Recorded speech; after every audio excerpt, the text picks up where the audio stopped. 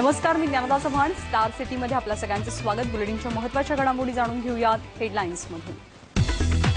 Paper फुटी प्रकरणी 7 दिवसात कारवाईचे राज्यपालांचं आश्वासन. स्टार माझाच्या गौप्यस्फोटानंतर सिनेट सदस्य राज्यपालांना भेटले.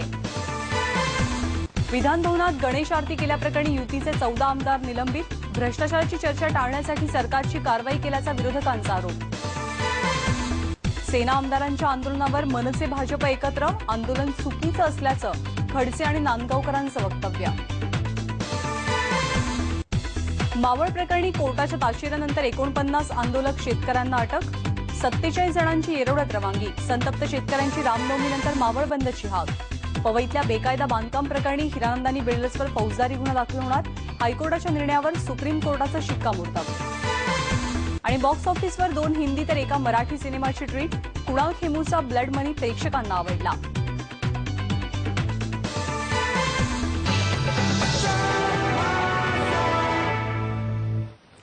भिवंडीतल्या पेपर फुटी प्रकरणी युवासेनेचे सिनेट सदस्य आणि शिवसेनेचे आमदार यांनी आज संध्याकाळी राज्यपालांची भेट घेतली आहे. राज्यपालांना घडलेल्या संपूर्ण प्रकरणाची माहिती त्यांनी दिली आणि या प्रकरणाची चौकशी त्वरित व्हावी अशी मागणी करण्यात आली, ज्यावर राज्यपालांनी योग्य कारवाईचं आश्वासन दिलंय. दरम्यान भिवंडीच्या BNN महाविद्यालयात असा काहीही प्रकार घडला नसल्याचं वक्तव्य प्राचार्य दत्तात्रय भांगरे यांनी केलेलं आहे. दरम्यान राज्यपालांनी या सगळ्या प्रकरणी 7 दिवसात कारवाईचं आश्वासन दिलेलं आहे. TY BComच्या पेपर संदर्भात पेपर फुटी झालेली आहे अशी माहिती मिळाली आणि यावरनं शिवसेना आणि कुलगुरू राजन वेळुकर यांच्यामध्ये थेट संघर्ष पाहायला मिळतो आहे.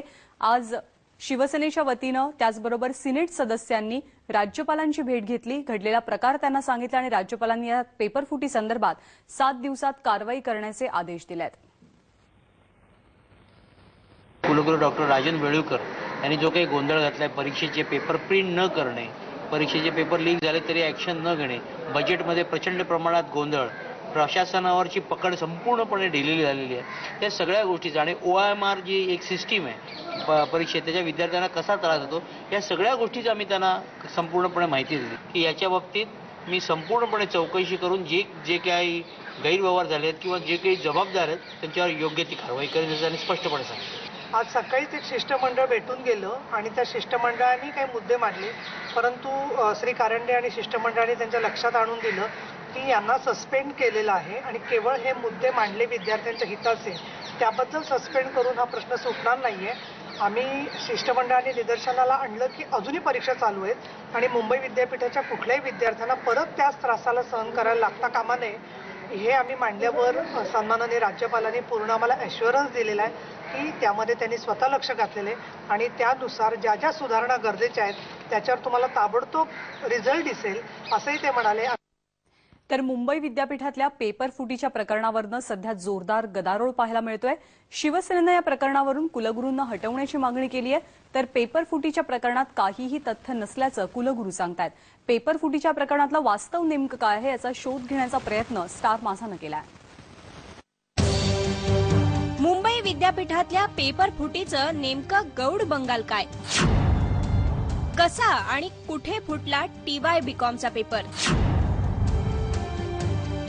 ज्या पेपर फुटीच्या प्रकरणावरून मुंबई विद्यापीठात गदारोळ उडालाय त्याचा नेमका शोध अखेर स्टार माझानं लावलाय. पेपर फुटीच्या प्रकरणात तथ्य नसल्याचं कुलगुरू सांगत असले तरी हा प्रकार घडल्याचं आता खुद्द TYचे विद्यार्थीच सांगतायत. स्टार माझानं एका परीक्षार्थी विद्यार्थ्यालाच गाठलं आणि या प्रकरणातलं सत्य समोर आलं.